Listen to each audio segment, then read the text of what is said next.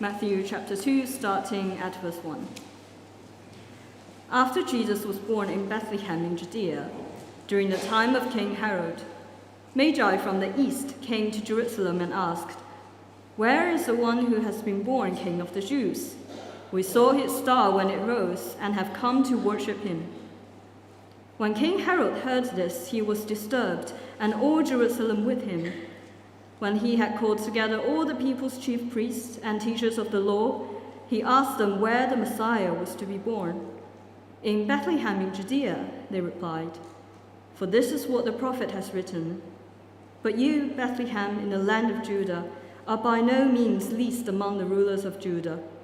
For out of you will come a ruler who will shepherd my people Israel." Then Herod called the Magi secretly and found out from them the exact time the star had appeared. He sent them to Bethlehem and said, "Go and search carefully for the child. As soon as you find him, report to me, so that I too may go and worship him." After they had heard the king, they went on their way, and the star they had seen when it rose went ahead of them until it stopped over the place where the child was. When they saw the star, they were overjoyed. On coming to the house, they saw the child with his mother Mary, and they bowed down and worshipped him. Then they opened their treasures and presented him with gifts of gold, frankincense, and myrrh. And having been warned in a dream not to go back to Herod, they returned to their country by another route. This is the word of the Lord. Thanks be to God.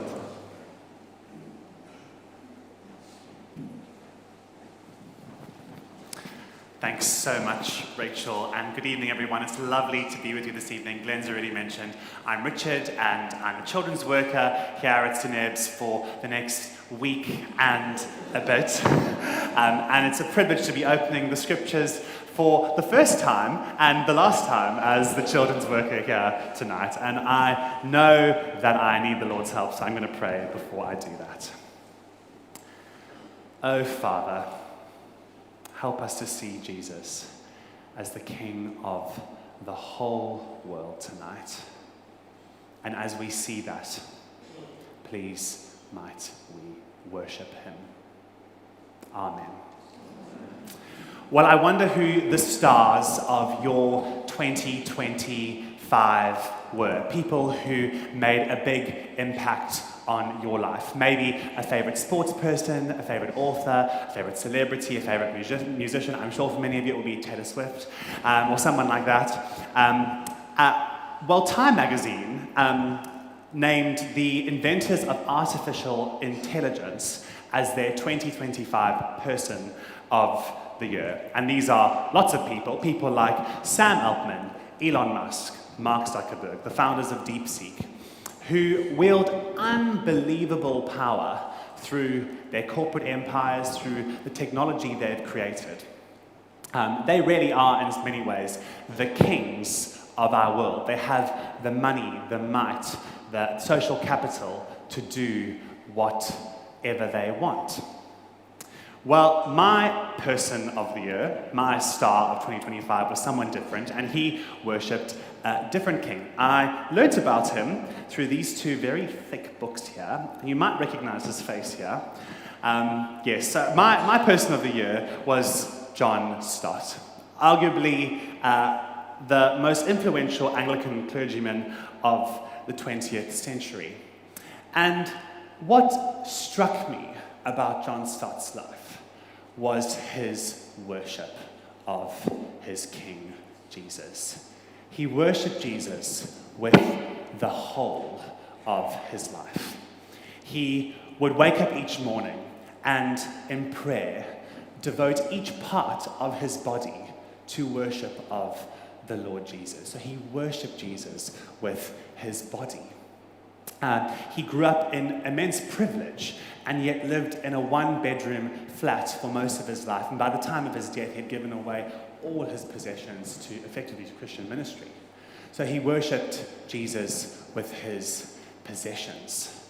And he worshipped Jesus with his time and his effort. He traveled all over the world, telling people about Jesus, the King of the whole world, and I mean all over the world.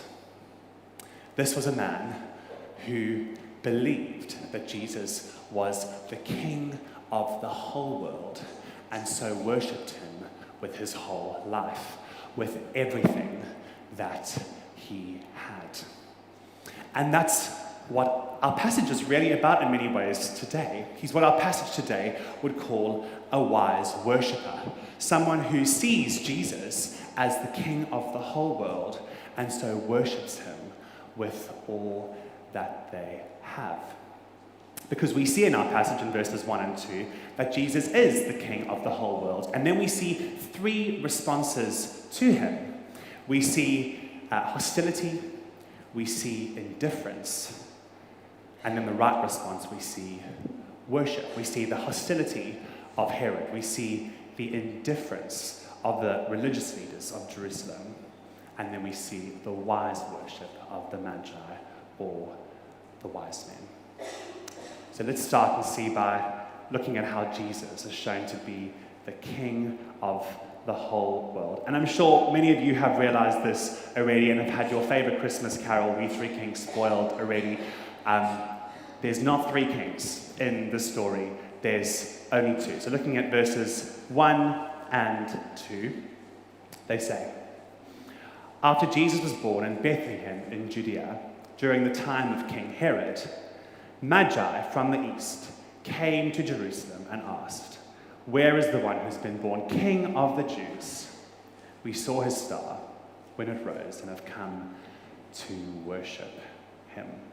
So yes, only two kings. The one who the Magi call the King of the Jews, who it's very clear is Jesus, and then King Herod, Rome's brutal puppet king who ruled over the Roman province of Judea where Jesus was born.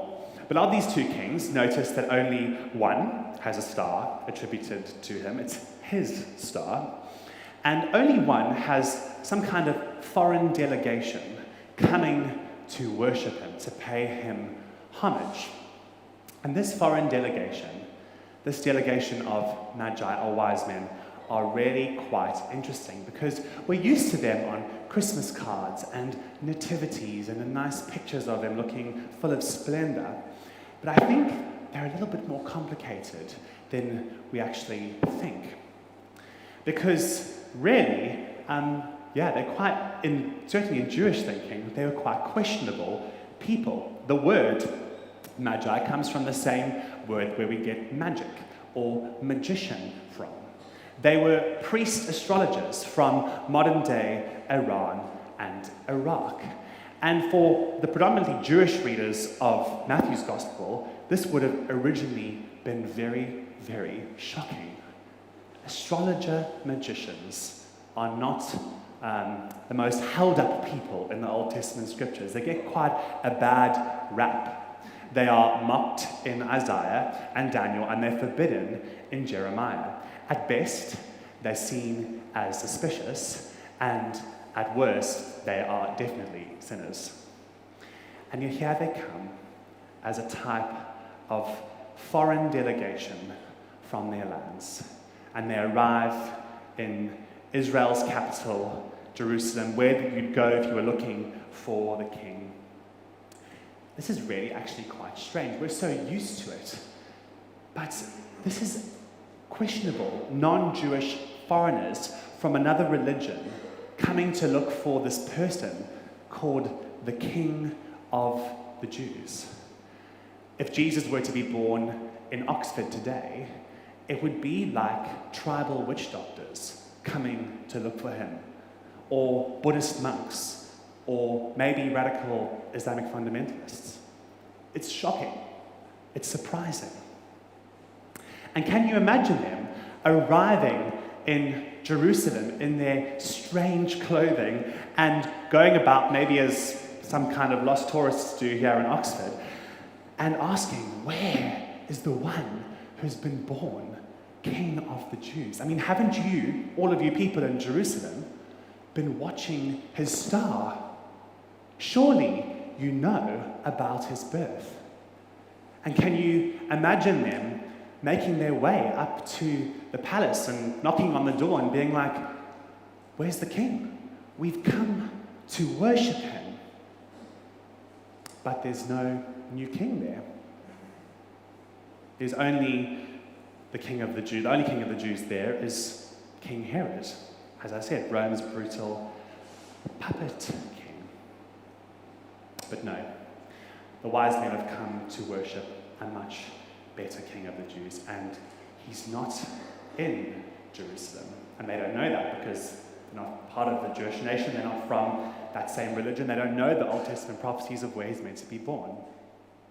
But they've traveled so far to be there. These Buddhist monk equivalents, these tribal witch doctor equivalents, have traveled as far as Berlin is from Oxford to come and see this king of the Jews. And they haven't gone by plane, train, or car. Who knows exactly how they came? Maybe by camel, maybe by foot.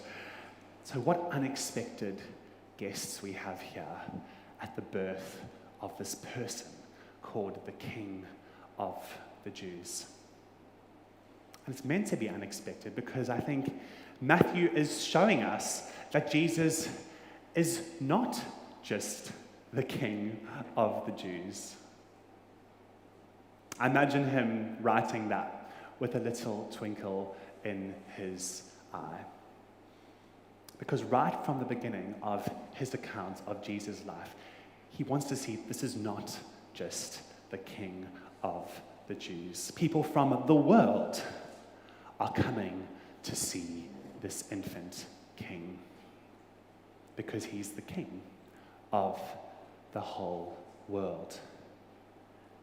Jesus is the king of the whole world, and that's what Matthew is showing us through the visit of these unexpected guests. And Jesus, once he's grown into a man and died and risen again, he knows this. And so at the end of Matthew's gospel, he says, "All authority in heaven and on earth has been granted to me." And so he sends his followers out to the world to go and make disciples of them because Jesus knows he's the king of the whole world. That's what Matthew is showing us right here. And having shown Jesus to be king of the world, we now see three responses to Jesus as king of the whole world. We see, as I said earlier, hostility, indifference, and worship. And let's first look at Herod's hostility. So look at verse 3 with me. So when Herod hears about them arriving in Jerusalem, it says, when King Herod heard this, he was disturbed, and all Jerusalem with him. He's disturbed because he's smart enough to work out that the Magi's arrival means the birth of a rival king. And Herod had no time for rivals. He hated rivals. We know from history that he eliminated all his rivals, so much so that he killed his favorite wife and his 2 sons because he was afraid that they were plotting to overthrow him. This is a cutthroat king. A cutthroat king. And we see that just after our passage, it says in verse 13, which we haven't read, that we know that he goes and searches for Jesus, and then he commits infanticide to try and kill Jesus. He kills probably dozens of innocent children to try and eliminate Jesus, the King of the world, because he knows that he's a rival king. And maybe this is why all the people are disturbed too, because they know that there's going to be collateral for this rival claim of authority and kingship. Herod sees that Jesus is the king of the world, and he responds with outright hostility. He's disturbed. But what's possibly more disturbing than Herod's hostility is the indifference of Jerusalem's religious leaders, the Jewish bishops and priests and Bible scholars of the day, the people with their heads in the Bibles.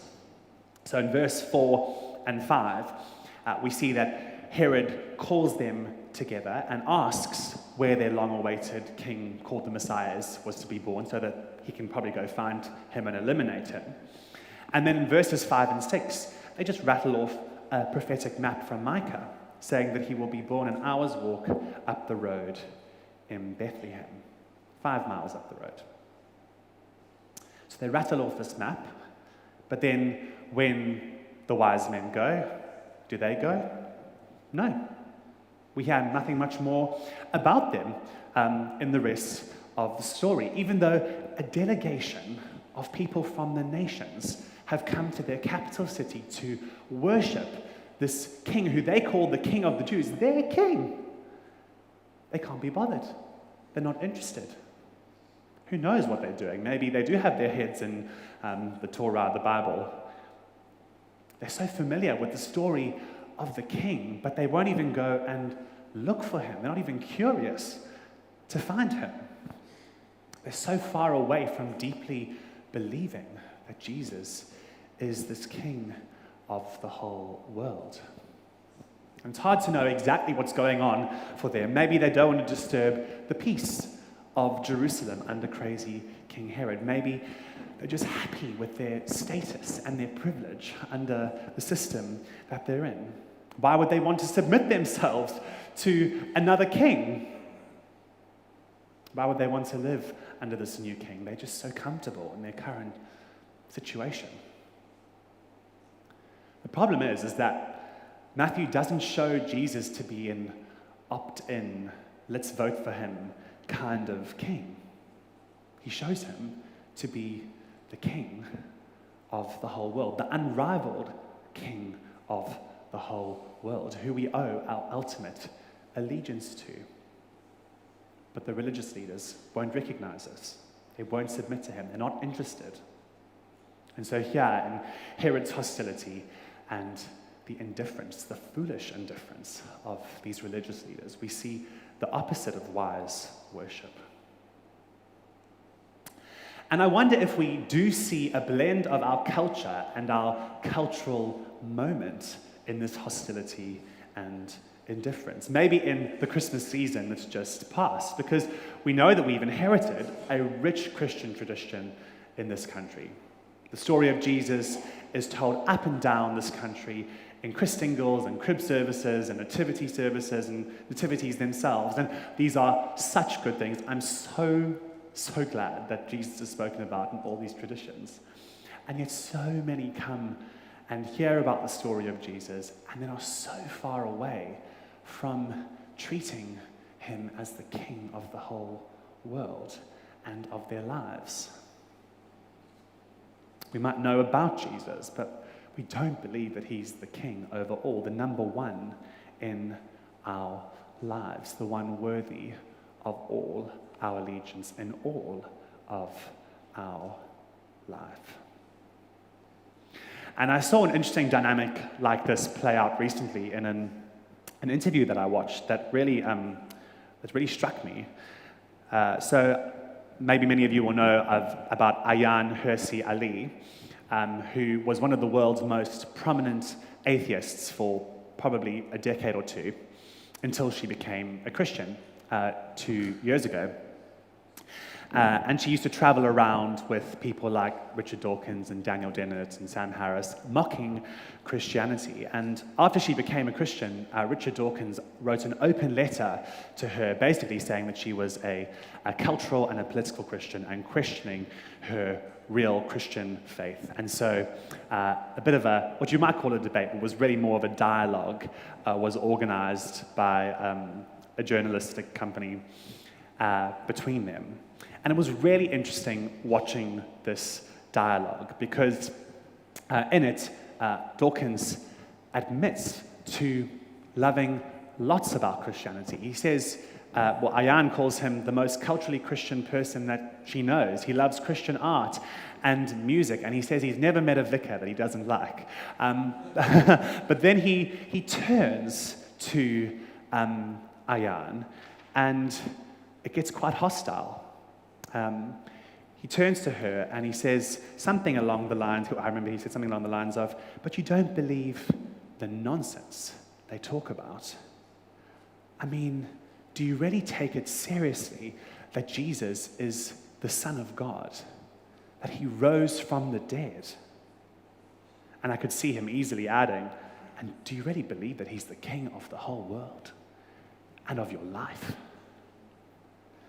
Because what we see here in Dawkins is this kind of hostile insecurity. There's definitely smacking of the hostility of Herod in him, because I wonder, whether he would be happy with submitting his life to the lordship of Jesus. And I wonder if, that's something that many of us struggle with, submitting the whole of our lives to the lordship of Jesus, because we do love to be the rulers of our own lives. His ultimate claim to authority and his ultimate demand of our allegiance is a threat to our rule and reign. And we might not respond with hostility to the extent that we go and commit infanticide or say those kind of hostile words that Dawkins said to Ayan. We might just do a bit more of a polite form of hostility, of just not letting Jesus into that part of our life. No, I'm not going to let you into my money, my bank account. No, I'm not going to let you into what I do with my body, or to all of my relationships, or to how I speak, or to how I think. We're happy to have his star on our trees, but are we happy for him to rule over all of our lives? But then there's also kind of, in our cultural moment and in our society, there's also that indifference, isn't there? That sense of, well, cool, there's all these people talking about Jesus, but I'm happy to do my own thing, happy with the status quo. Don't really feel like going 5 miles up the road to investigate more. Can't be bothered. Siebes. We'll quietly quit Jesus as ruler of the world and do our own thing. We're checked out and busy. We know about him, and we're happy to hear about the nativities and the Christingles, etc., but we don't really want to know him and to know him as King of the whole world. The amazing thing is that Jesus is the King who wants to know us, and we see that in Matthew's Gospel, because right in chapter 1, Matthew calls him Emmanuel, God with us, the Creator God who came down to be with us. Matthew will show him to be the King who's so committed to us that he dies for us on the cross, the King who takes that hostility and indifference on himself and dies with it, so that when he rises back to life, we too can partake in his good and beautiful life. Can live in his good and beautiful kingdom, even though our indifference and hostility should rule us out of it. Excuse me.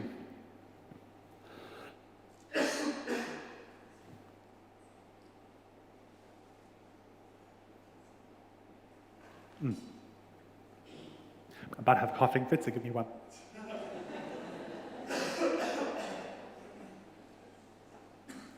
Golly. Because the antidote to our indifference and hostility is not to try and be better. It's to see the goodness and glory of King Jesus, the King of the whole world and of our lives. And only then will we be able to respond rightly to this beautiful King we have seen.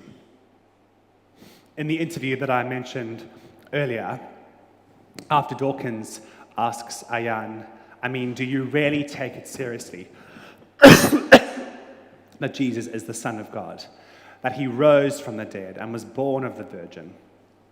She smiles at him in front of the huge crowd gathered. She is so assured, so peaceful. She smiles at him and she says, "Yes, I choose to believe that Jesus is the Son of God." And when I saw that, I just got teary, because that's wise worship. She's seen the goodness and glory of Jesus, the King of the world, and so she worships him with her witness and her words in this case. But there's a much older example of this wise worship than Ayan, Hersey, Ali, and of John Stott. And we see this in our wise men today. We see their wise worship. And so let's turn and look at their right response to Jesus, the King of the world. Let's look at their worship. So looking at verse 7, in verses 7 to 9, Herod tries to manipulate them into doing his dirty work for him. He calls them secretly to himself, wants them to go and investigate where he is so he can go and worship him. But really he wants to kill Jesus. But after they move on from Herod's manipulation, they move towards the place of the king. And verse 10, I just find verse 10 so beautiful, because look at how they feel when they come to the place of the king. It says in verse 10, when they saw the star, they were overjoyed. They've come to the place where they know this king is. And it's more literally in the original, they rejoiced with joy great exceedingly. Not just rejoiced with great joy. No, they rejoiced with joy great exceedingly because they've come to the place of the king. I think of a child on Christmas morning getting ready to unwrap their presents, or maybe of an explorer finally finding that place that they were looking for. These wise men have found what they are looking for, and they rejoiced with joy great exceedingly. But of course, they don't stop there. They finally see in verse 11 this very ordinary domestic scene. On coming to the house, they saw the child with his mother Mary, and look what they do when they see this infant king. They bow down and they worship him.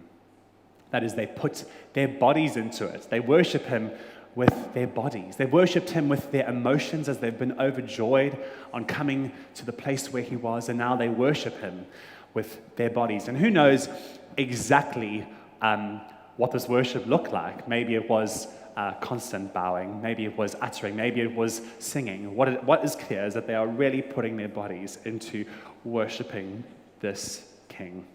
And just imagine this large contingent, this large delegation of foreign priest astrologers, suspicious people coming and bowing down before this child and his mother, but they're really there for the child. Just imagine what Mary must have been thinking. Oh, I'm just taking Jesus for his bath, but oh, look, there are all these strange people coming to our door, and oh, look, now they're bowing before him, and now they're opening their treasure chests and giving him the costliest gifts that there are: gold, frankincense, and myrrh. Much has been made about these gifts in Christian history. People have said gold for a king, frankincense for a priest, myrrh for a burial, because that's what Jesus will do in his life. He'll be a king, a priest, and then he'll die for us. But what is so clear is that they are costly gifts fit for a king. These foreign men come and offer their possessions to Jesus, the King of the world.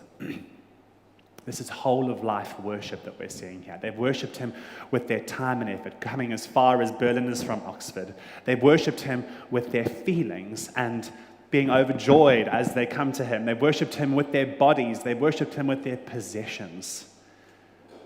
This really is whole-of-life, wise worship from these wise men. And it's so beautiful, isn't it?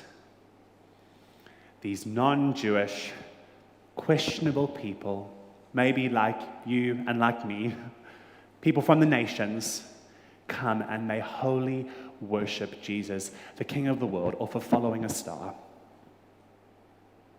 And this true story points us to this day when us as many nations, non-Jewish people from many nations, sit here and worship Jesus, the King of the whole world. And it points forward to that still more wonderful day when people from all nations in the world will worship Jesus, the King of the world, the glorious King of the world. Here, brothers and sisters, is wise worship. Worship with all for the King over all. And it flows deeply from believing that Jesus is this King. These verses act as a kind of reverse diagnostic for us, don't they? Because if we're not worshiping Jesus this way with all of our life, it's not because we're not worshiping hard enough. It's more likely that it's because we're not seeing Jesus as the good and glorious and beautiful King over all of our life. And so if that's us, if we are worried about our worship, then the answer is not just to pull up our socks and try and worship harder, to try and not be indifferent or hostile. No, it's to look upon the goodness of Jesus, the King of the whole world. It's to look upon this infant King grown into a good and beautiful and kind man. It's to listen to his glorious teaching in the Sermon on the Mount and in the rest of Matthew, and to hear how wise and wonderful it is, so much so that it takes your breath away. It's to look up at him as he dies for you and for me on the cross. It's to look upon the empty tomb, to know that he's risen, and it's to look up and to see him enthroned in glory as the King of the whole world. That's what he is. Because when we see this, when we see him as the King of the whole world, when we see him as the good and glorious and beautiful King who died for us, that's when we will worship wisely. So let me pray that that's what we do.